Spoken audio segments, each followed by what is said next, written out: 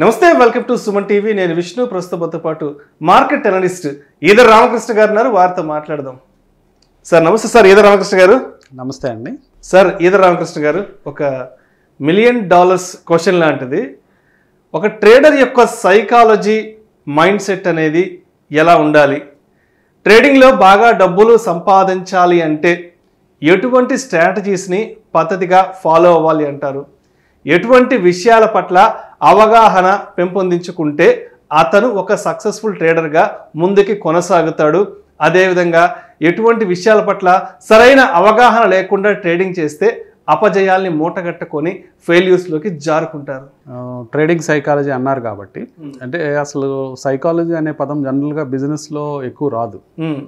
Psychology అంటే medical ప్రొఫెషన్కి సంబంధించిందో లేకపోతే సైకియాట్రిస్ట్కి సంబంధించిందో వాటికి సంబంధించిన ప్రొఫెషన్స్లో వస్తూ ఉంటుంది. జనరల్ సైకాలజీలో ఈ ట్రేడింగ్ సైకాలజీ అనేది కొంచెం ఇంపార్టెంట్, అంటే ఎక్కువ వినిపిస్తూ ఉంటుంది. కానీ జనరల్గా ట్రేడర్స్, ఇన్వెస్టర్స్ వీళ్ళందరూ ఏంటంటే పెద్దగా పట్టించుకోరు ఈ సబ్జెక్ట్ గురించి. అంటే మెయిన్ కీ రోల్ ఇదేనండి, అంటే ఇదే కీగా ఉంటుంది. ఎందుకు బిజినెస్లో ఒక సైకాలజీ రోల్ వస్తుంది అనేది మనం ఆలోచిస్తే, మీరు ఏ బిజినెస్ చేసేవాళ్ళనైనా మీరు అబ్జర్వ్ చేస్తే దాంట్లో ఒక లొకేషన్ ఇంపార్టెన్స్ ఉంటుంది. అంటే ఆ బిజినెస్ ఎక్కడ పెట్టాడు, ఏ లొకేషన్లో పెట్టాడు, అక్కడ అతని ప్రోడక్ట్కి ఎలాంటి డిమాండ్ ఉంటుంది. సో అతను మంచి ప్రోడక్ట్ ఇవ్వగలిగితే, మంచి డిమాండ్ ఉన్న ప్రోడక్ట్ కనుక సంబంధించిన బిజినెస్ పెట్టుకోగలిగితే అతను ఈజీగా సక్సెస్ అవ్వడానికి ఛాన్స్ ఉంటుంది, ప్రాబబిలిటీ కూడా ఎక్కువ ఉంటుంది. సైకాలజీ అనేది ఎందుకు కీ రోల్ అవుతుందంటే ట్రేడింగ్లో, ఇక్కడ అంతా నెంబర్స్తో ముడిపడి ఉందండి. అంటే మొత్తం నెంబర్సే, కొన్న ప్రైసెస్, అమ్మిన ప్రైసెస్. ట్రేడింగ్ చేయడం అంటే రెగ్యులర్గా నెంబర్స్తో మనం డీల్ చేస్తూ ఉంటాం. ఈ నెంబర్స్ అన్నీ కూడా పర్టికులర్గా ఆ ట్రేడర్ మైండ్లో ఉంటాయి. అవి బయట కనిపించవు ఎవరికి. చుట్టుపక్కల వాళ్ళు చూస్తున్నా, అతన్ని అబ్జర్వ్ చేసినా కానీ అతను ఎలాంటి ట్రేడ్లో ఉన్నాడు, అతను లాభంలో ఉన్నాడా, ఆ ట్రేడ్లో నష్టంలో ఉన్నాడా, లేకపోతే ఎలాంటి పరిస్థితుల్లో ఉన్నాడు అనేది అది కేవలం అతని ఒక్కడికే తెలుస్తుంది. మనం ట్రేడింగ్ అనేది ఒక బిజినెస్ రూపంగా తీసుకున్నా కానీ ఇక్కడ సైకాలజీ రోల్ వస్తుంది. ఎందుకు రోల్ వస్తుందంటే ఎమోషన్స్ అనేవి, అంటే మనకి ఫియరు, గ్రీడు, ఇలాంటివన్నీ కూడా, యాంగ్జైటీ, ఇలాంటివన్నీ కూడా మనకి పెద్ద పాత్ర పోషిస్తూ ఉంటాయి. సో అందువల్ల ట్రేడింగ్ సైకాలజీ అనేది చాలా ఇంపార్టెంట్ అంశంగా మనం పరిగణలోకి తీసుకోవాలండి. సో ఇది నెగ్లెక్ట్ చేస్తే ట్రేడింగ్లో సక్సెస్ అందుకోవటం చాలా దుర్లభమే అని చెప్పచ్చు. సో నెక్స్ట్ ట్రేడింగ్ సైకాలజీ, అసలు మనము ఒక ట్రేడింగ్లో సక్సెస్ అవుతున్నామా లేదా అనేది మనకి ఎలా తెలుస్తుంది? అంటే కేవలం డబ్బులు వచ్చినంత మాత్రాన ఒక ట్రేడ్లో, 4 ట్రేడ్లో సక్సెస్ అని చాలామంది ఫీల్ అవుతారు. కానీ సక్సెస్ అనేది ఆ విధంగా మనం పరిగణనలో తీసుకోవడానికి లేదు. ఎందుకంటే 4 ట్రేడ్లో వచ్చిన డబ్బులు కేవలం 1 ట్రేడ్లోనే మొత్తం పోవచ్చు. ఇలాంటి సందర్భాల తర్వాత మొత్తం ఓవరాల్ అకౌంట్ నెగిటివ్గా వెళ్తూ ఉంటుంది. సో కొన్నిసార్లు అకౌంట్ పాజిటివ్గా వెళ్తూ ఉంటుంది, కొన్నిసార్లు అకౌంట్ చాలా హై వాలటైల్గా వెళ్తూ ఉంటుంది. అంటే ఒక 10 లక్షలు పెట్టిన అకౌంట్లో 4 లక్షల లాభం రావటం, మళ్ళీ 6 లక్షలు పోవటం, మళ్ళీ 2 లక్షలు రావటం, 3 లక్షలు పోవడం, ఇట్లా జరుగుతూ ఉంటుంది. సో ఓవరాల్గా ప్రాఫిట్లో ఉన్నా కానీ ఈ హై స్వింగ్స్ అనేవి, అంటే లాభాలు నష్టాలు అనేవి హై వాలటిలిటీ ఉంటే అలాంటి ట్రేడర్ని మనం ఇంకా సక్సెస్ అయినట్టు మనం చెప్పుకోలేం. సో రియల్గా ఎవరు సక్సెస్ అయ్యారు, ఎవరు సక్సెస్ అవుతున్నారు అనేది, అంటే ఈవెన్ ట్రేడింగ్ చేసే వాళ్ళు కూడా వాళ్ళకి అర్థం కావాలి, నేను సక్సెస్ అవుతున్నానా లేదా అనేది. ఎలా తెలుసుకోవాలంటే మెయిన్ సూత్రం ఏంటంటే కన్సిస్టెన్సీ. ఓకే, అంటే క్రమబద్ధంగా లాభాలు వస్తున్నాయా లేదా. అంటే ఈ మార్కెట్లో ఎక్కువగా వాడే పదం డ్రాడౌన్ అండి. అంటే డ్రాడౌన్ అంటే మనం తెచ్చిన క్యాపిటల్ కొంత కోల్పోవటం, లేదా కొంత లాభాలు ఆర్జించిన తర్వాత మళ్ళీ కొంత కోల్పోవటం. అంటే ఇది ఎట్లా ఉంటుందంటే రెగ్యులర్గా పైకి వెళ్ళదు. అంటే స్టడీ గ్రాఫ్, అంటే ఈక్విటీ కర్వ్ అంటాం. ఈ ఈక్విటీ కర్వ్ స్టడీగా పైకి వెళ్ళదు. అంటే మీరు ఫర్ ఎగ్జాంపుల్ ఒక ఫిక్స్డ్ డిపాజిట్ చేసుకున్నారు అనుకోండి బ్యాంక్లో ఫిక్స్డ్ డిపాజిట్ చేసుకున్నప్పుడు మీ ఈక్విటీ కర్వ్ నీట్గా ఉంటుంది. అంటే స్టడీగా పెరుగుతూనే ఉంటుంది వడ్డీ. బ్యాంక్ వడ్డీ ఇస్తుంది, స్టడీగా అది పెరుగుతుంది. మీకు అష్యూర్ చేసిన అమౌంట్ ఏదైతే ఉంటుందో, మీరు 10 లక్షలు పెట్టుకుంటే సంవత్సరం తర్వాత ఇంత, 2 సంవత్సరాల తర్వాత ఇంత, 3 సంవత్సరాల తర్వాత ఇంత, ఆ రేట్ ఆఫ్ ఇంట్రెస్ట్ ప్రకారం స్టడీగా గ్రాఫ్ పెరుగుతుంది. సో మీ గ్రాఫ్ 45 డిగ్రీస్లో వెళ్తూ ఉంటుంది. సో దీంట్లో ఏ గొడవ ఉండదు. కానీ స్టాక్ మార్కెట్లో మీ గ్రాఫ్ ఎప్పుడు కూడా 45 డిగ్రీస్లో వెళ్ళదు, కిందకి పైకి కిందకి పైకి తిరుగుతూ ఉంటుంది. అంటే కొంచెం పడిపోవటం, మళ్ళీ పెరగటం, మళ్ళీ పడిపోవటం, మళ్ళీ పెరగటం. దీన్నే మనం ఈక్విటీ కర్వ్ కూడా అని అంటాం. ఓకే. సో ఈక్విటీ కర్వ్ స్టడీగా వెళ్తేనే మనం సక్సెస్ అయినట్టు అర్థం చేసుకోవాలి. అంటే మనకు కన్సిస్టెంట్గా ప్రాఫిట్స్ రావాలి. అంటే డ్రాడౌన్స్ ఉన్నప్పటికీ, అంటే మీ డబ్బులు, మీ మనీ 10 lakhs 11 lakhs అవ్వచ్చు, 12 lakhs అవ్వచ్చు, 13 lakhs అవ్వచ్చు, కానీ ఈ ప్రాసెస్లో కొంత కోల్పోతూ ఉంటారు. అంటే 12 లక్షల దాకా వెళ్ళిన ఫండ్ మళ్ళీ 11,70,000కి వస్తుంది, లేకపోతే 11,50,000కి వస్తుంది, మళ్ళీ 11,50,000 నుంచి 12,50,000కి వెళ్తుంది, మళ్ళీ 12,25కి వస్తుంది, మళ్ళీ 13కి వెళ్తుంది. ఇట్లా పెరగటం అనేది సహజ సిద్ధం అన్నమాట. అంటే అప్పుడప్పుడు డ్రాడౌన్స్ రావడం అనేది మార్కెట్లో సహజ సిద్ధం. సో కానీ కన్సిస్టెంట్గా ఓవర్ పీరియడ్స్లో డిఫరెంట్ టైం ఫ్రేమ్స్లో మనం చూసినప్పుడు, అంటే మంత్లీ చూసినా లేకపోతే క్వార్టర్లీ చూసినా యాన్యువల్గా చెక్ చేసినా కానీ మీ ప్రాఫిట్స్ స్టడీగా పెరుగుతూ ఉన్నట్లయితే మీరు ట్రేడర్గా సక్సెస్ అయినట్టు మీరు చెప్పుకోవచ్చు. అప్పటిదాకా మీరు సక్సెస్ఫుల్ ట్రేడర్గా మీరు భ్రమపడతారు. అంటే కొన్నిసార్లు ఏమవుతుందంటే ఏదో 4 ట్రేడ్లు సక్సెస్ అయిపోయి 10 లక్షల మీద ఒక 4 లక్షలు ప్రాఫిట్ రాగానే నేను సక్సెస్ అనుకొని ఎక్కువ మొత్తంలో మళ్ళీ జమ చేసి ట్రేడింగ్ చేస్తారు. అప్పుడు పెద్ద నష్టం వాటిల్లే అవకాశం ఉంది. సో మీరు ఎప్పుడు కూడా చిన్న మొత్తం అయినా పర్వాలేదు, ఒక 2 లక్షల 4 లక్షల 5 లక్షలనే పాయింట్ కాదు.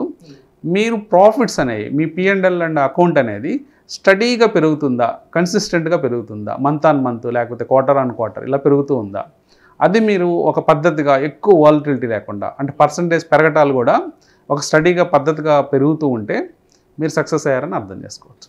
సో అదేవిధంగా ఈ ట్రేడింగ్ విషయానికి వస్తే ఈ స్టాప్ లాస్ అనేది ఒక పెద్ద ప్రైమరీ ఫ్యాక్టర్. అసలు ఈ స్టాప్ లాస్ అనేదాన్ని ఎలా చూడాలి?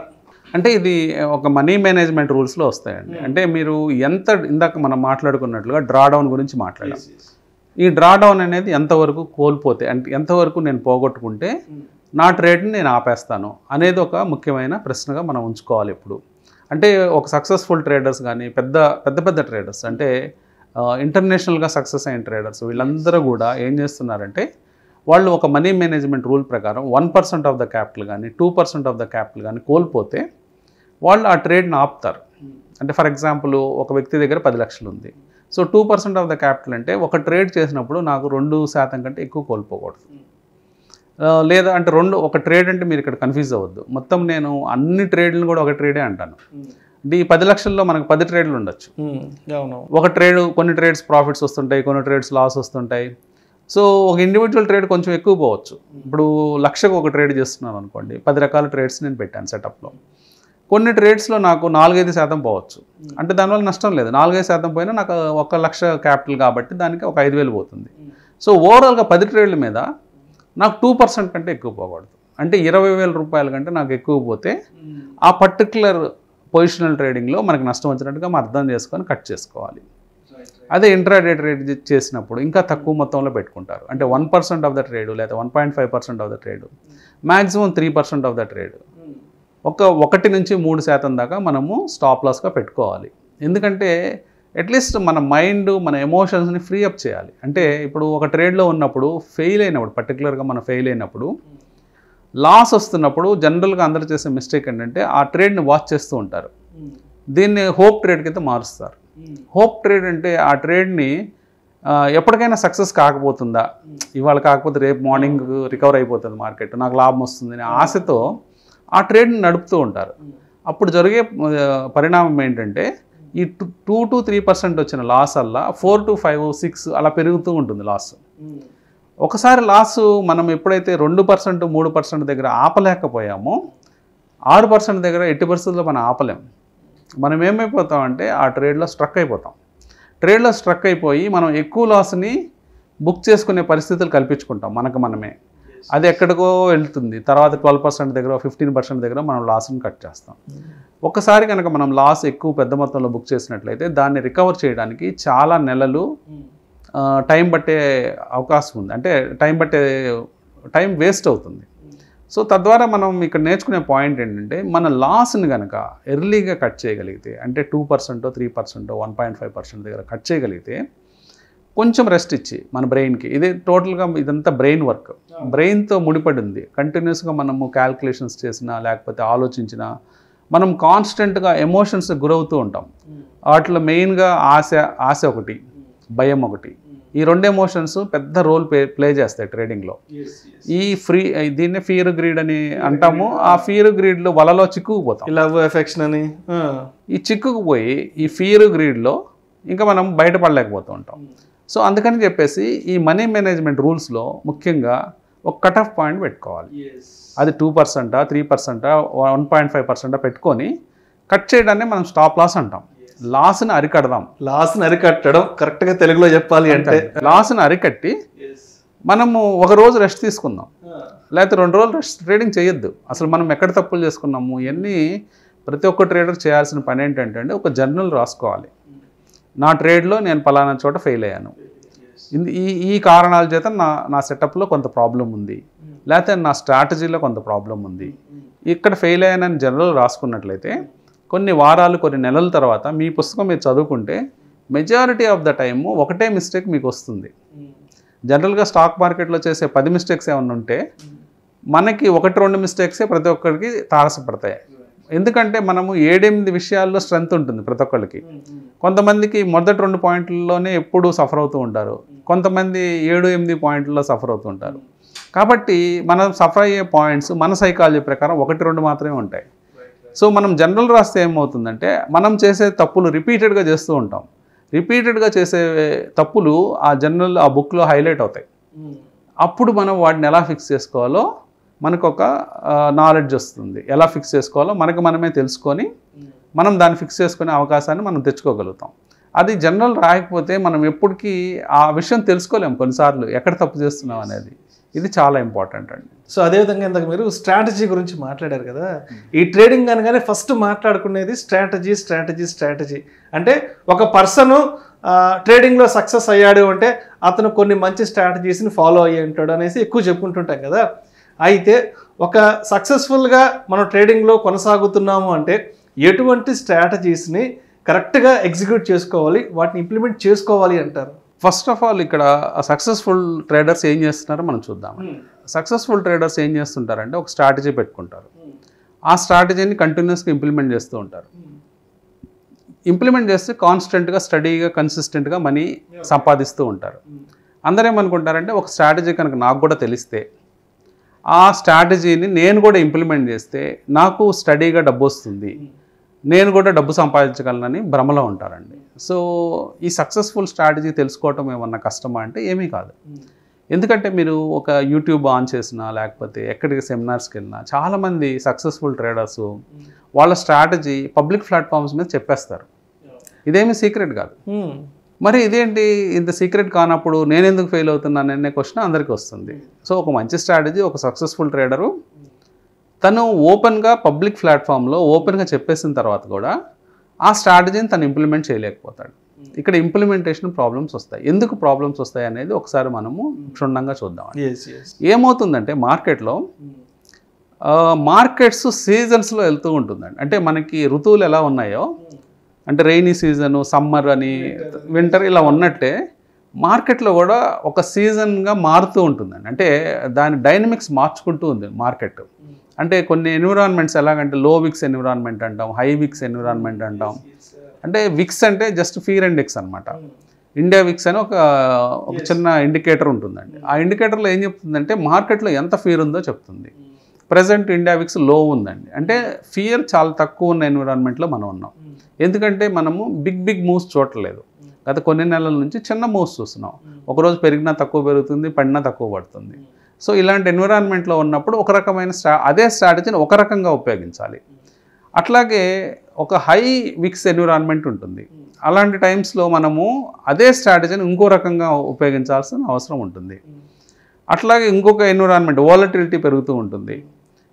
ప్లేయర్స్ ఎందుకంటే ఈ సీజన్ మార్కెట్ ఎలా మార్చుకుంటుందంటే మార్కెట్ అనేది అదొక ఎంటిటీ అయినప్పటికీ అది ఒక కంబైన్డ్ సైకలాజికల్ ఇంపాక్ట్ అండి. అంటే ఇంతమంది కోట్ల మంది, వందల లక్షల మంది ట్రేడ్ చేస్తున్నప్పుడు వాళ్ళందరి మనస్సు అనమాట. అంటే సమిష్టి మన్ అది. అంటే కంబైన్డ్ మైండ్ అది. సో ఈ కంబైన్డ్ మైండ్ అనేది ప్లేయర్స్ మారినప్పుడల్లా ఈ కంబైన్డ్ మైండ్లో కొంత చేంజెస్ వస్తాయి. ఈ చేంజ్ వచ్చినప్పుడే స్టాక్ మార్కెట్లో ఆ సీజన్ మార్చుకుంటూ వెళ్తూ ఉంటుంది అది. సో అలా మార్చుకుంటూ వెళ్తున్న తరుణంలో మన స్ట్రాటజీ ఫెయిల్ అయిపోతుంది. ఇదివరకు మనం ఒక రకంగా ప్రయోగించిన స్ట్రాటజీ నెక్స్ట్ సీజన్లో పనిచేయదు, ఒక 4 నెలల తర్వాత పనిచేయదు. అప్పుడు వీళ్ళందరూ జనరల్గా అందరూ ఇన్వెస్టర్స్ కానీ ట్రేడర్స్ కానీ ఏమనుకుంటారంటే అతను చెప్పింది తప్పేమో అనుకుంటారు. అతను స్ట్రాటజీ చెప్పాడు, 2 నెలలు బాగానే పనిచేసింది, కాకపోతే ఇప్పుడు ఇది పనిచేయలేదు అంటే దాని అర్థం ఏంటంటే స్ట్రాటజీ పనిచేయకుండా పోదు, కానీ దాన్ని ఇంప్లిమెంట్ చేయాల్సిన విధానం మార్చుకోవాలి, దాన్ని ఇంకా బెటర్గా ఇంప్లిమెంట్ చేయడం నేర్చుకోవాలి. సో అతను ఏదో 1 అవర్ సెషన్ 2 అవర్ సెషన్లో బేసిక్ అవుట్లైన్ చెప్పగలుగుతాడు, కానీ టోటల్ స్ట్రాటజీ అతను 20 years ఎఫర్టో లేకపోతే 10 years ఎఫర్ట్తో తయారు చేసుకున్న స్ట్రాటజీని ఒక 1 hour టైంలో చెప్పలేడు అతను. సో అతనికి తెలుసు ఏ సీజన్లో ఎలా దాన్ని ఇంప్లిమెంట్ చేయాలనేది. సింపుల్గా లేమెన్ భాషలో నేను ఎక్స్ప్లెయిన్ చేయాలంటే, సో అందరికీ షెఫ్స్ విషయంలో తీసుకుందాం. కొన్ని హోటల్స్లో ఫుడ్ చాలా టేస్టీగా ఉంటుంది, కొన్ని హోటల్స్లో ఫుడ్ అంత బాగోదు, కొన్ని హోటల్లో చాలా ఘోరంగా ఉంటుంది. కానీ కారణం ఏంటి? అందరూ అవే పదార్థాలు వాడతారు, అందరూ అదే ఉప్పు అదే కారం వాడతారు. కానీ షెఫ్ చెయ్యి మారగానే మొత్తం విషయం మారిపోతుంది. ఎందుకంటే అది ఎంత కంట్రోల్డ్గా అది కుక్ చేయాలి, ఏ టైంలో ఏ మసాలా లేకపోతే ఏ సాల్ట్ ఎప్పుడు వేయాలనేది అతనికి కరెక్ట్గా తెలుసు. టైమింగ్. సో అందుకని ఆ పర్టికులర్ హోటల్లో ఫుడ్ అనేది కన్సిస్టెంట్గా బాగుంటూ ఉంటుంది. వేరే హోటల్స్కి వెళ్ళినప్పుడు ఒక రోజు బాగుంటుంది, ఇంకో రోజు బాగోదు. సో జనరల్గా కొత్త ప్లేయర్స్ అందరికీ ఇదే గొడవ. వాళ్ళందరూ పాపం ఒక స్ట్రాటజీ నేర్చుకుంటారు, ట్రై చేస్తారు, కానీ 2 నెలల తర్వాత మళ్ళీ ఆ స్ట్రాటజీ మూలపడిపోతూ ఉంటుంది. వాళ్ళ దాంట్లోనే వాళ్ళు ఇంకొక స్ట్రాటజీకి జంప్ అవుతూ ఉంటారు. సో ఈ జంప్ అవడంలో అసలు ముందు పోయింది, ఇంకో రెండోది కూడా మళ్ళీ ఇదే టైం. అంటే 1 నెల బాగుంటుంది, తర్వాత 2 నెలలు బాగోదు. కొన్ని స్ట్రాటజీలు ఎత్తుకోగానే బాగోవు, అవి తర్వాత 2 నెలల తర్వాత బాగుంటాయి, ఆ టైంకి ఇతను ఉన్నాడు. సో ఈ స్ట్రాటజీ విషయంలో అందరూ నేర్చుకోవాల్సిన విషయం ఏంటంటే అండి, ఒక మంచి స్ట్రాటజీ పట్టుకున్న తర్వాత దాని మీద మన ఎక్సర్సైజ్ మొదలు పెట్టాలి. దాన్ని అక్కడితో వదిలిపెట్టకుండా మీరు మంచి స్ట్రాటజీస్ యూట్యూబ్లో చూసుండొచ్చు. ఆ స్ట్రాటజీ అంత మాత్రమే కాదు, ఆ 1 hour ఎపిసోడ్లో అవ్వదు. అది కొన్ని 100 గంటలు కృషి చేయాలి మీరు. దాని తర్వాత దాని మీద నోట్స్ రాసుకోవాలి, ఎలాంటి ఎన్విరాన్మెంట్లో ఎలా పనిచేస్తుంది, దాన్ని ఎలా మార్పులు చేర్పులు చేసుకోవాలి. అలాగే మీ గ్రూప్లో ఎవరైనా మంచి ఎక్స్పర్ట్ ఉంటే అతని సలహాలు తీసుకోవడం, దాన్ని ఇంకా ఇంప్రవైజ్ చేసుకోవడం, ఫ్రెండ్స్తో డిస్కస్ చేయడం. ఈరోజు చాలా అవకాశాలు ఉన్నాయి మనకి. ఈవెన్ ఆ స్ట్రాటజీ ఎవరైతే చెప్తారో మీకు ఎక్స్ప్లెయిన్ చేస్తారో వాళ్ళకే కాల్ చేసి అడగచ్చు, ఇలాంటి టైంలో నేను ఎలా మార్చుకోవాలండి. వాళ్ళు ఒక 1 hour చెప్పిన వాళ్ళు ఏం దాచిపెట్టరు, మొత్తం ఫ్రీగానే చెప్తారు. సో కాబట్టి ఇవన్నీ కూడా మనము ఒక సింపుల్గా తీసుకొని సింపుల్గా చేసేద్దామంటే అవ్వదన్నమాట. ఇప్పుడు ఇందాక చెప్పుకున్న ఎగ్జాంపుల్ ఫుడ్ బిజినెస్లో ఎలాంటి విషయాలు ఉంటాయో, అందుకని మనం పాపులర్ స్వీట్ షాప్స్ చూసుకున్న 2-3 ఉంటాయి ఊరు మొత్తం.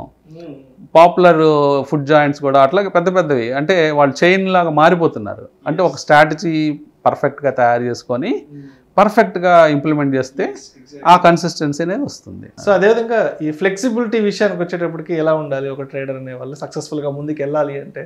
మెయిన్గా మనం సక్సెస్ఫుల్ ట్రేడర్స్ ఎప్పుడు చూస్తే వాళ్ళకి చాలా హై ఫ్లెక్సిబిలిటీ ఉంటుందండి. అంటే వాళ్ళు ఈ టైంలో చాలా అంటే ట్రేడ్లో ఫుల్గా ఇన్వాల్వ్ అయిపోతారు. వాళ్ళు టోటల్ ఫండ్స్ కూడా మొత్తం ఒకే ట్రేడ్ మీద పెట్టేస్తారు.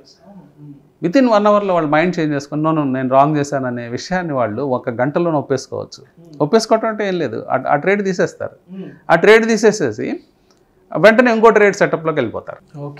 అంత ఫ్లెక్సిబిలిటీ ఉంటుంది వాళ్ళ మైండ్లో. ఎందుకంటే వాళ్ళు ఇప్పుడు సపోజ్ 1% లాస్ వచ్చింది, నేను తప్పు చేశానని అర్థమైంది. నేను ట్రేడ్ చేసినప్పుడు నేను ఎంట్రీ అంటే నా టైమింగ్ రాంగ్ అయింది, లేకపోతే నేను ఎంట్రీ రాంగ్ టైంలో తీసుకున్నాను అనేది నాకు కొద్ది నిమిషాల తర్వాత కొన్ని గంటల తర్వాత అర్థమైంది. నాకు అర్థమైన తర్వాత అప్పటికే 1% లాస్లోకి వెళ్ళిపోయాను. లాస్లోకి వెళ్ళిపోతే సక్సెస్ఫుల్ ట్రేడర్ ఎప్పుడు ఏమీ సంశయించడు. అంటే ఇక్కడ నేను కట్ చేయడానికి పొజిషన్ని వెంటనే పొజిషన్ కట్ చేసి కొత్త పొజిషన్లోకి వెళ్తాడు. చాలా సమయస్ఫూర్తిగా వ్యవహరిస్తాడు. అంటే ప్యానిక్ అయిపోయి ఏదో చేసేసుకొని పోర్ట్ఫోలియో గల్లంతు చేసేసుకొని రకరకాల పనులు చేయడు. అంటే ఇక్కడ కొత్త ట్రేడర్స్ ఏం చేస్తారంటే బేసిక్గా వాళ్ళు చేసే పని ఏంటంటే, నాకు 1% లాస్ వచ్చింది కదా, ఇది రికవర్ అవగానే నేను తీసేస్తాను అనుకుంటాడు. అది రికవర్ అవ్వదు, అది ఇంకా లాస్లోకి పోతుంది. 1% లాస్ వల్ల 2%, 3%, 4%, అది ఇంకా లాస్ ఎక్స్పాండ్ అవుతూ ఉంటుంది. సో అతను టోటల్గా కన్ఫ్యూజ్ అవుతాడు. సో అది మెయిన్ ట్రేడర్కిను అంటే సక్సెస్ఫుల్ ట్రేడర్కి ఫెయిల్యూర్ ట్రేడర్కి ఉన్న తేడా అండి. సో ఫ్లెక్సిబిలిటీ అనేది చాలా ఇంపార్టెంట్. అంటే వాళ్ళ బాడీలో ఆ ఫ్లెక్సిబిలిటీ వాళ్ళు తెచ్చుకొని వాళ్ళు ఫాస్ట్గా మార్పులు చేర్పులు చేయటం, లేకపోతే అడ్జస్ట్మెంట్స్ అంటాం. కొన్ని స్ట్రాటజీస్కి అడ్జస్ట్మెంట్స్ అవసరాలు ఉంటాయి, అడ్జస్ట్మెంట్స్ చేసుకోవటం. తర్వాత ఒక పాయింట్ తర్వాత నాకు ఈ ట్రేడ్ వద్దు అనే నిర్ణయం తీసుకోవడం చాలా ఇంపార్టెంట్ అండి. చాలామంది అక్కడే స్ట్రక్ అయిపోతూ ఉంటారు. సో అయితే ఇప్పటి వరకు ఒక సక్సెస్ఫుల్ ట్రేడర్ అనేవాడు అంటే ఎటువంటి విషయాల పట్ల తను అవగాహన పెంచుకోవడం వల్ల సక్సెస్ అవుతాడనే విషయాల గురించి చర్చించుకున్నాం. అయితే మరి ఈ ట్రేడింగ్లు ఫెయిల్ అయిన వాళ్ళు ఉంటారు కదా, సో వీళ్ళు ఎటువంటి విషయాల పట్ల సరైన అవగాహన లేకపోవడం వల్ల వీళ్ళు డబ్బు నష్టపోతుంటారు, ఫెయిల్యూర్స్లోకి జారిపోతుంటారు? మెయిన్గా వీళ్ళు చేసే మిస్టేక్స్ వచ్చేటప్పటికి ఇందాక మనం మాట్లాడినట్టు ఫ్లెక్సిబిలిటీ లేకపోవటం, అంటే రిజిడ్ అయిపోతారు. లాస్ వస్తే మనకి చిన్నప్పటి నుంచి ఒక అలవాటు ఉంటుందండి. అంటే మనం చిన్నప్పుడు చదువుకునే రోజుల నుంచి ముందు తరగతి ఎగ్జామ్స్ పాస్ అయితేనే తర్వాత తరగతిలోకి వేస్తారు. అదొక ఫిక్స్డ్ రూల్ ఇండియాలో. వేరే కంట్రీస్లో అలా ఉండదు, ఎవాల్యూట్ చేస్తారు. ఈ స్టూడెంట్ ఎలాంటి ప్రతిభావంతుడా కాదా, ఇతను ఎంత పర్ఫామ్ చేయగలడు అనేది ఎవాల్యూట్ చేసేసి టీచర్ అతని ఫేస్ చూసి మార్కులు వేసి పంపించేస్తుంది, నెక్స్ట్ క్లాస్కి ప్రమోట్ అయిపోతాడు. ఇండియాలో అలా కాదు. మార్క్ సిస్టమ్ ఎలా ఉంటుందంటే ఎగ్జామ్లో పాస్ కావాలి, ఎగ్జామ్లో పాస్ అయితేనే ముందుకి. ఇక్కడ మార్కులే కొలమానం.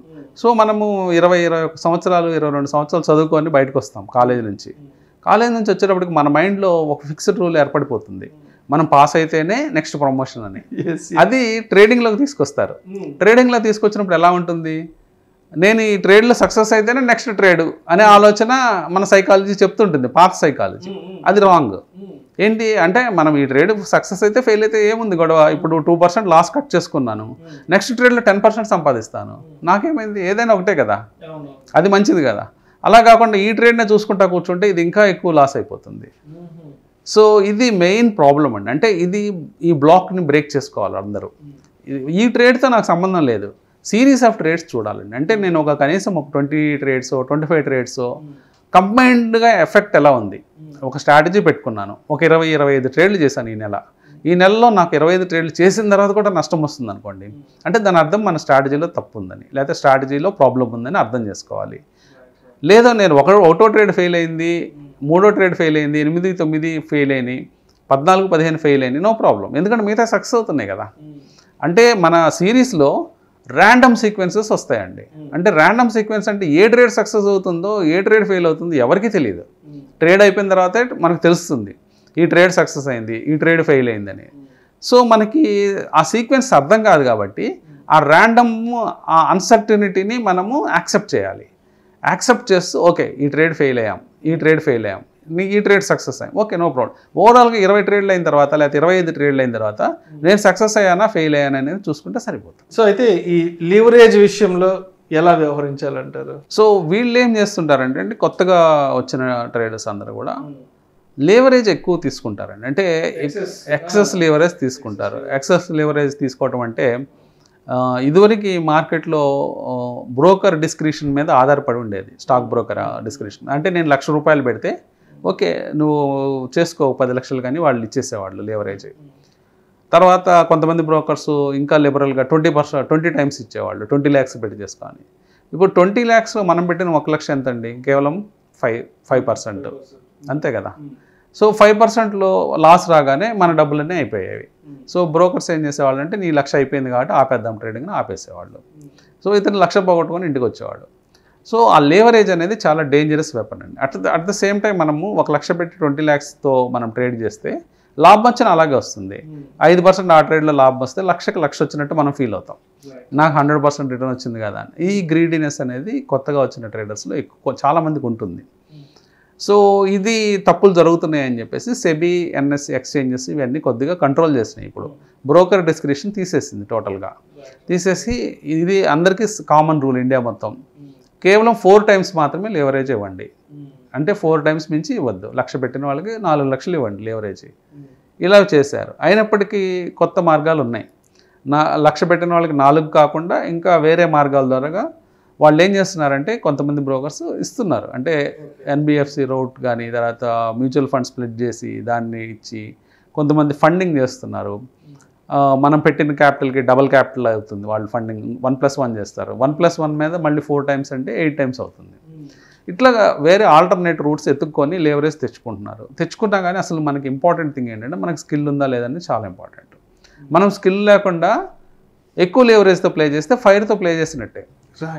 మనకి ఫైర్ ఫైటింగ్ సిస్టమ్స్, మనము ఫైర్ని బాగా ఎదుర్కోగలమని తెలిసినప్పుడే మనము కొంచెం లేవరేజ్ తీసుకున్నా తప్పులేదు. కానీ అసలు మనకి ఏ స్కిల్ లేకుండా లెవరేజ్ తీసుకుంటే మనము బోల్తా పడే ఛాన్సెస్ ఎక్కువ ఉంటాయి, ఎక్కువ నష్టపోయే ఛాన్సెస్ ఉంటాయి. సో అయితే సాధారణంగా మన పెద్దవాళ్ళు చెప్తుంటారు, జీవితంలోకి పైకి రావాలి అంటే ఒక డిసిప్లైన్డ్గా ఎదగాలి బాబు, ఒక డిసిప్లైన్తోనే ముందుకెళ్ళగలని చెప్తుంటారు కదా. మరి ఈ ట్రేడింగ్ విషయంలో మనం ఈ డిసిప్లైన్ విషయంలో ఎలా ముందుకు సాగాలి అంటారు? ఎటువంటి డిసిప్లైన్స్ పాటించకపోవడం వల్ల డబ్బులు నష్టపోతాము, జీవితం అగాధంలోకి వెళ్ళిపోతుంది? ఇది ఒక మంచి క్వశ్చన్ అండి. డిసిప్లిన్ అంటే జనరల్గా క్రమశిక్షణ అని చెప్పుకుంటారు. సో క్రమశిక్షణ అంటే మన డైలీ లైఫ్లో చూసే క్రమశిక్షణ కాదు ఇది. Right right. ఇదేంటంటే మనం ఒక వ్యక్తిని చూస్తే ఇతను చాలా డిసిప్లిన్డ్ పర్సన్ అంటాం. ఎందుకంటాం? ఒక క్రమశిక్షణతో అతని హ్యాబిట్స్ని బట్టి. అతను ఉదయం లేచి టైం కావచ్చు, లేకపోతే అతను తర్వాత ఆహారపు అలవాట్లు, ఎక్సర్సైజ్ చేసుకోవటము, ఆరోగ్యం మీద అంటే అవన్నీ సహజంగా తీసుకుని చుట్టుపక్కల వాళ్ళతో బిహేవ్ చేసే విధానం అవన్నీ చూసి కనిపించేది. అవన్నీ చూసి మనము అతను డ్రైవింగ్ చేసే విధానం ఇవన్నీ బాగా డిసిప్లిన్డ్గా ఉంటాడు అంటాం. కానీ స్టాక్ మార్కెట్లో డిసిప్లిన్ అంటే వేరే మీనింగ్ వస్తుందండి. అంటే కనిపించేది కాదు, ఇదంతా బ్రెయిన్లో జరిగేది. Brain discipline. అందుకనే ఇక్కడ బాగా డిసిప్లిన్డ్ వ్యక్తులు ఇక్కడికి వచ్చి కూడా చాలా నష్టపోతారు డబ్బులు. లైక్ మిలిటరీ పీపుల్ వస్తుంటారు, లేకపోతే ఎంతో డిసిప్లిన్డ్ వర్కింగ్ క్లాస్ ఇక్కడికి వస్తుంది.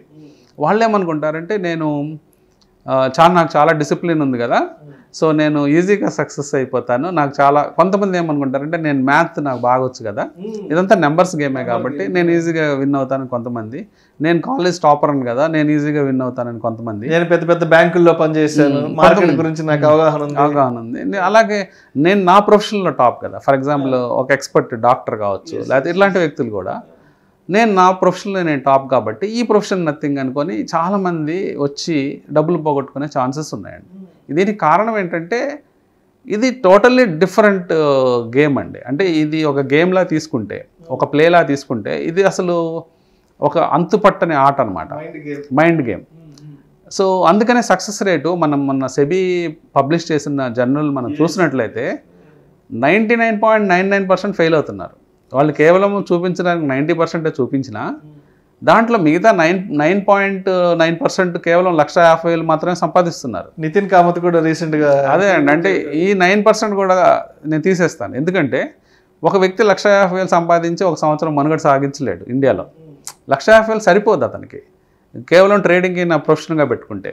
సో నేను వాళ్ళని కూడా సక్సెస్ఫుల్గా కన్సిడర్ చేయను. అందుకని మనం లెక్కలు చూస్తే 99.9% ఫెయిల్ అవుతున్నారు స్టాక్ మార్కెట్లో, పర్టికులర్గా ట్రేడింగ్ జోన్లో.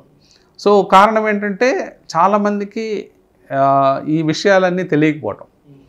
తర్వాత ఇంకొక మేజర్ మిస్టేక్స్ అంటే చిన్న చిన్న సూక్ష్మమైన అంశాలు అర్థం కావండి స్టాక్ మార్కెట్లో. ఒకటేంటంటే ట్రేడింగ్ చేసేటప్పుడు మనము సాటర్డే సండే కూర్చొని చాలా వర్క్ చేస్తాం, స్ట్రాటజీ బిల్డ్ చేయడానికి కానీ, లేకపోతే బ్యాక్ టెస్టింగ్ కానీ ఒక కాన్సెప్ట్ ఉంది. అంటే బ్యాక్ టెస్టింగ్ అంటే గతంలో నేను ఈ స్ట్రాటజీని ఇంప్లిమెంట్ చేస్తే నాకు ఎంత డబ్బు వచ్చే అవకాశం ఉండేది అనేది చెక్ చేసుకోవటం. ఇట్లాంటి పనులన్నీ మనం సాటర్డే సండే కూర్చొని చాలా మంచి స్ట్రాటజీ మనం తయారు చేసుకొని పెట్టుకుంటాం. కానీ అదే స్ట్రాటజీని మనం ఇంప్లిమెంటేషన్లోకి వెళ్ళినప్పుడు అది మనకి పనిచేయదు. ఎందుకు పనిచేయదంటే మనం కామన్ సెన్స్ని ఒక పాయింట్లో కట్ ఆఫ్ చేయాలండి. అంటే మనం సాటర్డే సండే యూజ్ చేసే కామన్ సెన్స్ని ట్రేడ్ ఇంప్లిమెంటేషన్ టైంలో కట్ ఆఫ్ చేయాలి, కేవలం రూల్ బుక్నే ఫాలో కావాలి. ఓకే. సో ఇక్కడ ఒక చిన్న అంటే మనము ఏదైతే పదార్థాన్ని ఉపయోగించి మనం ఒక స్ట్రాటజీని తయారు చేస్తామో ఇంప్లిమెంటేషన్ అప్పుడు ఆ పదార్థాన్ని వాడకూడదు, కామన్ సెన్స్ అనే పదార్థాన్ని. ఎప్పుడైతే అది వాడతామో మనం ఫెయిల్ అయిపోతాం. ఇది చాలామందికి అర్థం కాదు. ఎందుకంటే ట్రేడ్ ఫెయిల్ అవుతున్నప్పుడు సడన్గా స్ట్రాటజీ మార్చి ఇంకోటి ఏదో చేద్దామని ట్రై చేస్తారు. అది చాలా ఇంకా డేంజర్ అనమాట. ఇక్కడ మామూలుగా 2% పోతే అక్కడ 8% పోతుంది. సో అందుకని మనం at least certain set of trades వరకు అంటే కనీసం ఒక 20-30 ట్రేడ్లు కంటిన్యూస్గా చేసి చూసి అంటే ఎగ్జాక్ట్గా రూల్స్ ఫాలో అయ్యి మనం ఏదైతే రూల్స్ రాసుకున్నామో ఏదైతే అనుకున్నామో యాజ్ ఇట్ ఈజ్గా ఇంప్లిమెంట్ చేసి మనం సక్సెస్ అవుతున్నామా లేదనేది మనం చెక్ చేసుకోవాలి. చెక్ చేసుకున్న తర్వాత సక్సెస్ అవుతున్నామంటే దాన్ని కంటిన్యూ చేసుకుంటే సరిపోతుంది. అదే డిసిప్లిన్డ్గా చేసుకుంటూ వెళ్ళాలి. నెక్స్ట్ స్టాక్ మార్కెట్లోకి వచ్చేవాళ్ళు పర్టికులర్గా ట్రేడింగ్ ఫీల్డ్లోకి వచ్చేవాళ్ళు జనరల్గా సర్టనిటీ మీద అంటే క్రేవింగ్ ఉంటే అంటే నాకు సర్టన్గా రిటర్న్స్ రావాలి అట్లా అనుకునే వాళ్ళు మాత్రం ఈ ఫీల్డ్కి రావద్దండి, స్టాక్ మార్కెట్ ట్రేడింగ్కి రావద్దు పర్టికులర్గా. ఎందుకంటే సర్టన్గా రిటర్న్స్ రావు. ఇక్కడ మిగతా అన్ని అసెట్ క్లాసెస్లో మీరు గోల్డ్ మీద ఇన్వెస్ట్ చేసినా లేకపోతే రియల్ ఎస్టేట్లో ఇన్వెస్ట్ చేసినా బ్యాంక్ ఎఫ్డీలు పెట్టుకున్నా ఏ అసెట్ క్లాస్లోకి వెళ్ళినా మనకి సర్టనిటీ అనేది ఇండియాలో ఉంది. అంటే బ్యాంక్స్ ఫెయిల్ అయినా గవర్నమెంట్ ఇచ్చేయడం ఇట్లా జరుగుతుంది కాబట్టి మనకి ఇబ్బంది రాలేదు ఎప్పుడు. అలాగే రియల్ ఎస్టేట్ కూడా కంటిన్యూస్ భూమిలో చాలా డెకేడ్స్ నుంచి ఉండటం వల్ల ఇబ్బంది రాలేదు. గోల్డ్ అనేది వరల్డ్ వైడ్ భూమిలో ఉండటం వల్ల, అంటే వరల్డ్ వైడ్ రేట్లు పెరుగుతూ ఉండటం వల్ల ఇబ్బంది రాలేదు. కానీ అదే విషయాన్ని స్టాక్ మార్కెట్లో కూడా నాకు సర్టన్గా రావాలి, ఫిక్స్డ్గా రిటర్న్స్ రావాలనుకునే వాళ్ళు ఇబ్బందులు పడే ఛాన్స్ ఉంది. అంటే ఇక్కడ రాదు. అలాగే ఫెయిల్ అవుతున్నప్పుడు లేకపోతే లాస్ వస్తున్నప్పుడు దాన్ని ఎట్లా హ్యాండిల్ చేయాలనేది చాలామందికి అర్థం కాదండి. అంటే ఇంకా కన్ఫ్యూజన్లోకి వెళ్ళిపోతారు. ఇంకా కన్ఫ్యూజన్లోకి వెళ్ళి ఇంకా దాన్ని గజిబిజ్ చేసుకొని ఇంకా అది ట్రేడింగ్ సిస్టమ్ని ఫెయిల్ చేసుకుంటారండి. సో ఇవన్నీ చాలా చిన్న చిన్న సూక్ష్మమైన విషయాలు. మనకి ఈ ట్రేడింగ్ సైకాలజీ మీద చాలా తక్కువ వీడియోస్ అందుబాటులో ఉన్నాయి మనకి ఇంటర్నెట్లో. ఈ స్టాక్ మార్కెట్ మీద సబ్జెక్ట్ సెర్చ్ చేస్తే చాలా లక్షల వీడియోలు దొరుకుతాయి. ట్రేడింగ్ సైకాలజీ మీద సెర్చ్ చేస్తే కేవలం కొద్ది వీడియోస్ ఉంటాయి. అది కూడా తెలుగులో చాలా తక్కువ ఉంటాయి. అసలు ఇంగ్లీష్లోనే తక్కువ ఉన్నాయి విచిత్రంగా. ఎందుకంటే ఎవరికి ఈ సబ్జెక్ట్కి వచ్చే ఇది ఒక డ్రై సబ్జెక్ట్. ఈ డ్రై సబ్జెక్ట్ మాట్లాడడానికి ఎవరు ఇష్టపడరు అంటే తెలుసుకోవడానికి ఇష్టపడరు. అందుకని మీ వ్యూస్ చూసినా కానీ చాలా తక్కువ ఉంటాయి. సో అది ఇష్టపడి నేర్చుకొని కష్టపడ్డ వాటికి డబ్బులు వస్తాయి. సో ఈదర్ రామకృష్ణ గారు, ఇప్పుడు మనం ఏదైనా ఒక యాక్టివిటీ చేసినప్పుడు కొన్ని తప్పిదాలు జరుగుతుంటాయి కదా, మరి ఇలాంటి తప్పిదాల నుంచి ఎలాంటి విషయాలను తెలుసుకోవాలంటారు? పర్టికులర్గా ఈ ఫెయిల్ అయిన వాళ్ళు ఎలాంటి విషయాలను తెలుసుకోరంటారు? మనము ఈ టాపిక్ కొంచెం మనం డిస్కస్ చేసామండి. అంటే మనము ఏదైతే తప్పులు చేస్తుంటామో జనరల్గా జరిగే తప్పులు కొన్నే ఉంటాయండి ప్రతి వ్యక్తికి. అంటే మార్కెట్లో చేసే తప్పులు ఒక 10-15 దాకా ఉండొచ్చేమో, కానీ ఒక వ్యక్తి చేసే తప్పులు ఎప్పుడూ అవే వస్తూ ఉంటాయి. అదే తప్పు చేస్తూ ఉంటాడు. సో ఆ తప్పుల్ని మళ్ళీ రిపీట్ చేస్తూ ఉంటాడు. కాబట్టి మనం చేసిన తప్పుల నుంచి మనం నేర్చుకోగలిగితే, ఓకే పోయినసారి అలాంటి తప్పు చేసాము, సో ఈసారి అలాంటి తప్పు చేయొద్దని నేర్చుకోగలిగితే అతనికి తొందరగా ఫిక్సేషన్ అనేది దొరుకుతుందండి. అంటే ఇంకా అక్కడి నుంచి అతని ప్రాబ్లం ఫిక్స్ అయ్యి అతని ప్రాఫిట్స్లోకి వచ్చే ఛాన్స్ ఉంటుంది. ఇది బయటపడటానికి మనం ఏం తప్పులు చేస్తున్నామో కాన్స్టెంట్గా అనేది తెలుసుకోవడానికి ఒక బుక్లో రాసుకోవాలి. ఓకే, పలానా ట్రేడ్ చేశాను ఈరోజు ఒక తప్పు వల్ల, అంటే మనం చేసుకున్న రూల్ బుక్ని బ్రేక్ చేసుకుంటే మనం ఆ తప్పు రాసుకోవాలి. నేను పలానా రూల్ని బ్రేక్ చేస్తున్నాను, ఆ బ్రేక్ చేయడం వల్లే నేను నష్టపోయాను. అంటే ఫర్ ఎగ్జాంపుల్ ఇందాక స్టాప్ లాస్ టాపిక్ వచ్చింది. ఫర్ ఎగ్జాంపుల్ మన స్టాప్ లాస్ 2%. ఇందాక కామన్ సెన్స్ అనే టాపిక్ గురించి కూడా మాట్లాడాం. 2% స్టాప్ లాస్ వచ్చిన దగ్గర మనం తీసేయాలి పొజిషన్.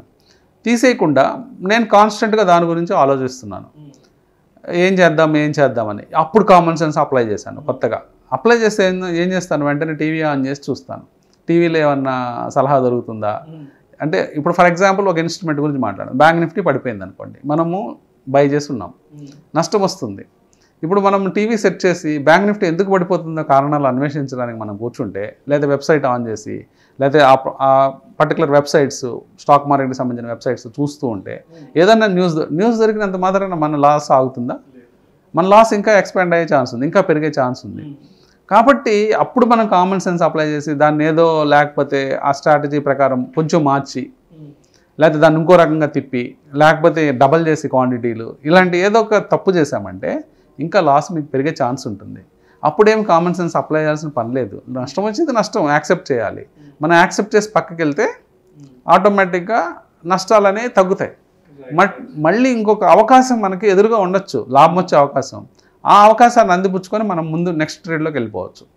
లేకపోతే ఇదే ఫెయిల్యూర్ ట్రేడ్లో కాన్స్టెంట్గా ఉండే ఛాన్స్ ఉంటుంది. సో అదేవిధంగా ఈ ఫెయిల్ అయిన వాళ్ళు ఎవరైతే ఉంటారో వీళ్ళు మార్కెట్ ట్రెండ్ని ఫాలో అవడంలో ఎటువంటి మిస్టేక్స్ చేస్తుంటారు?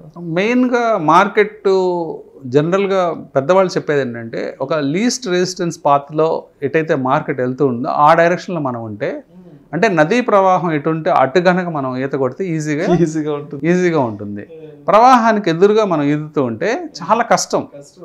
ఎందుకు అంత శ్రమ తీసుకోవటం? ఈజీగా ఫ్లో అయ్యే డైరెక్షన్లో మనం వెళ్తూ ఉంటే మార్కెట్ ఈజీగా ఫ్లో అయ్యే డైరెక్షన్ చూపిస్తూనే ఉంటుంది. కానీ చాలామంది ఏంటంటే యాంటిసిపేట్ చేస్తారు, స్పెక్యులేట్ చేస్తారు.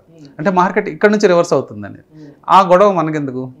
ఆ గొడవతో మనకు సంబంధం లేదు. ఎందుకంటే మార్కెట్లో ఎన్నో వందల వేల ఫోర్సులు మార్కెట్ని ఒక డైరెక్షన్లో మూవ్ చేస్తూ ఉంటాయి.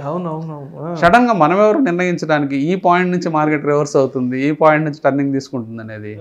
మనం ఆ టర్నింగ్ల కోసం చూస్తే అసలు విషయం మనం సంపాదించడం అనేది మర్చిపోతాం.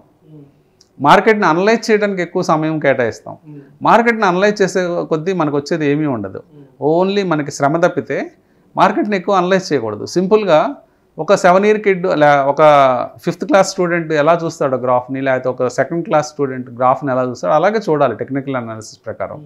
టెక్నికల్ అనాలిసిస్ ప్రకారం అక్కడ ఏం కనిపిస్తుందో అదే చేస్తే మనకు డబ్బులు వచ్చే ఛాన్సెస్ ఉంటాయి. మనము రాబోయే రోజుల్లో, రాబోయే గంటల్లో ఎటు పోతుందో మనం మైండ్లో ఊహించుకొని దాని ప్రకారం ట్రేడ్ సెటప్ పెడితే మనం నష్టపోయే ఛాన్స్ ఎక్కువ ఉంటుంది. ఎందుకంటే ఆ ప్రకారం జరగదు కాబట్టి, అది మనం ఫెయిల్ అయ్యే ఛాన్సెస్ ఎక్కువ ఉంటాయి కాబట్టి. సో సింపుల్గా గ్రాఫ్ ఎటుపోతుందో ఆ డైరెక్షన్లో ట్రేడ్ చేస్తే డబ్బులు వచ్చే ఛాన్స్ ఉంటుంది. ట్రెండ్కి తగ్గట్టుగా మనం వెళ్ళిపోతుంటాం, పోకూడదు కదా.